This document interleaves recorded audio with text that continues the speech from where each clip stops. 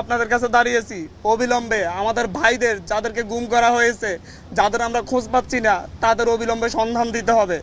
24 ঘন্টার মধ্যে সন্ধান না দিলে আমি আমার ভাইদেরকে নিয়ে আমি রাস্তায় শুয়ে থাকবো। আমরা আমাদের ভাইদের খোঁজ না পাওয়া পর্যন্ত প্রয়োজন আমাদেরকেও গুম করে নিয়ে যান। আমরা কেন বাইরে থেকে কান্না করব? আমাদের ভাইরা কি ক্যাম্পাসে কান্না জড়িত অবস্থা নিয়ে আমরা এখানে হাজির হয়েছি। আমরা গত মাসের 6 তারিখে 6 জুন হাইকোর্টের একটা রায়ের পরিপ্রেক্ষিতে বাংলাদেশের শিক্ষার্থীদের বিরুদ্ধে যে কোটা বৈষম্য চলে আসতেছিল, সেই বৈষম্যের বিরুদ্ধে ছাত্ররা খুবই শান্তিপূর্ণভাবে দীর্ঘ সময় ধরে আন্দোলন করে আসছিলাম। আমরা 30 জুন পর্যন্ত সরকারকে আলটিমেটাম দিয়েছিলাম যে অতি দ্রুত যেন হাইকোর্টের রায় স্থগিত করে আমাদের দাবিগুলা নিয়ে সরকার বিচার বিভাগের মাধ্যমে হাইকোর্টের রায় স্থগিত করে আমাদের দাবিগুলা নিয়ে আলাপ আলোচনা করে।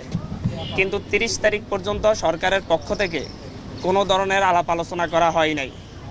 পরবর্তীতে 1 জুলাই থেকে ছাত্রদেরকে সঙ্গে নিয়ে আমরা শান্তিপূর্ণভাবে 15 তারিখ পর্যন্ত আপনারা দেখেছেন সবচাইতে বাংলাদেশের ইতিহাসে সবচাইতে শান্তিপূর্ণ আন্দোলন করে আসছিলাম। এর মাঝে সরকারের পক্ষ থেকে বিভিন্নভাবে আমাদের সাথে যোগাযোগ করা হয়েছিল, আমাদের দাবি দাওয়া মেনে নেওয়ার আশ্বাস দেওয়া হয়েছিল, বলেছিল আমাদের সাথে সংলাপের ব্যবস্থা করবেন। এমনকি প্রধানমন্ত্রী যেদিন রাতে চীন সফর থেকে ফিরে এসেছিলেন, সেই দিন প্রধানমন্ত্রীর একটি প্রতিনিধি দলের সঙ্গে আমি সহ আরও 2 জন সমন্বয়ক মোট 3 জন মিলে বেইলি রোডের একটি রেস্তোরাঁয় বসে আমরা আলাপ করেছিলাম, তাদের কাছে আমাদের দাবি দাওয়া তুলে ধরেছিলাম। ওনারা প্রধানমন্ত্রীর কাছে বিষয়গুলো পৌঁছে দিবেন এবং কোনো মন্ত্রীর মাধ্যমে আমাদের সাথে সংলাপের ব্যবস্থা করবেন বলে সেদিন সন্ধ্যার মধ্যে একটি সংলাপের ব্যবস্থা করবেন বলে আশ্বস্ত করেছিলেন। আমরা দুপুর 11টায় যখন সেখান থেকে ব্যাক করি, ক্যাম্পাসে এসে আমরা জানতে পারি ডিএমপি কমিশনার হুমকি ধমকি দিচ্ছেন, ছাত্রদেরকে আর রাস্তায় দাঁড়াতে দিবেন না। বাংলাদেশ ছাত্রলীগের সভাপতি সাধারণ সম্পাদক মধুর ক্যান্টিনে সংবাদ সম্মেলন করে হুমকি ধমকি দিচ্ছেন এই আন্দোলনকে দমন করবেন। বাংলাদেশ আওয়ামী লীগের সেক্রেটারি জেনারেল এবং সড়ক ও সেতু মন্ত্রী ওবায়দুল কাদের সাহেব বলেছিলেন যে এই আন্দোলন দমন করার দায়িত্ব ছাত্রলীগের। আমি কোট করছি না, উনি এভাবে কথাটি বলেছিলেন, আপনারা মিডিয়ায় প্রচার করেছিলেন। তারপর থেকে আপনারা দেখেছেন 15 তারিখ 16 তারিখ থেকে সারা দেশের ছাত্রদের উপর যে অমানবিক নির্যাতন চলে আসছে, দমন করার এক হাতিয়ার নিয়ে আসছিল। ঢাকা বিশ্ববিদ্যালয় ক্যাম্পাস সহ সারা দেশের সকল পাবলিক বিশ্ববিদ্যালয়ে এক দানবের মতো লাঠিয়াল বাহিনী, পেটুয়া বাহিনী নেমে এসেছিল। রাতের আঁধারে জাহাঙ্গীরনগর বিশ্ববিদ্যালয়ে বহিরাগতদের দিয়ে অভিযান চালিয়েছিল। বিসির ভাষা ভাঙচুর করে সেখানে ছাত্রদের উপর নির্যাতন চালানো হয়েছিল। অনেক শিক্ষকরাও সেখানে আহত হয়েছিলেন। ঢাকা বিশ্ববিদ্যালয়ে সকালবেলায় দুপুরের দিকে পেটুয়া বাহিনী দিয়ে, টোকাইদের দিয়ে মেয়েদের উপর, নারী শিক্ষার্থীদের উপর, সাধারণ শিক্ষার্থীদের উপর যেভাবে হায়নাদের মতো হামলে পড়েছিল তা সারা জাতি দেখেছে। আর এরপরে কি হলো?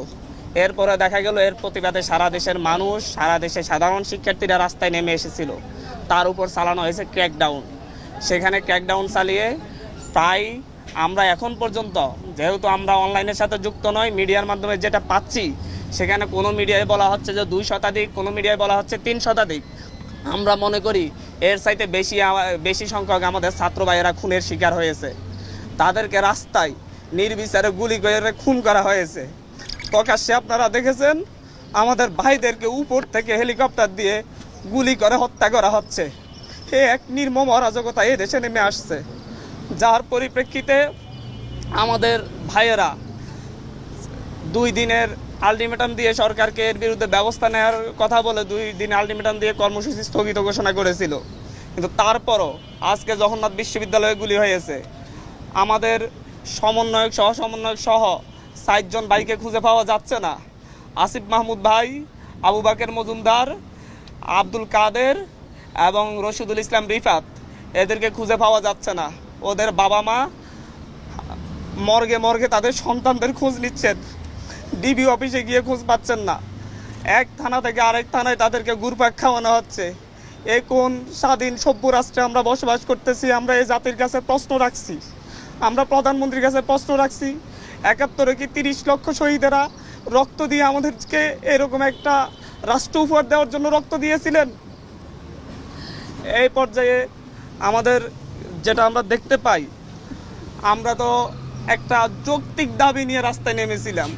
সেই যৌক্তিক দাবির জন্য কেন আমাদের ২০০ প্রাণ দিতে হবে? এই দেশের রাষ্ট্র ব্যবস্থার কাছে, সরকার ব্যবস্থার কাছে, শাসন ব্যবস্থার কাছে, এই দেশের বিচার বিভাগের কাছে, এই দেশের সংবিধানকে আমরা মাথায় রেখে আমরা প্রশ্ন করতে চাচ্ছি, একটা যৌক্তিক দাবি আদায়ে কেন ২০০ প্রাণ দেওয়ার পরে কেন সরকারের পক্ষ থেকে সংলাপের আহ্বান করা হবে? তার আগে কেন আহ্বান করা হয় নাই? কেন ছাত্রদের সাথে বসে এটা নিয়ে সমাধান করা হয় নাই? প্রত্যেকটা ক্ষেত্রে দমনের সিদ্ধান্ত কেন নিতে হবে একটি রাষ্ট্রকে? একটি স্বাধীন রাষ্ট্র কেন তারা দমন করবে, তারপরে দমন করতে না পারলে দাবি মেনে নিবে? এরকম সিদ্ধান্ত কাদের মাথা থেকে আসে? আজকে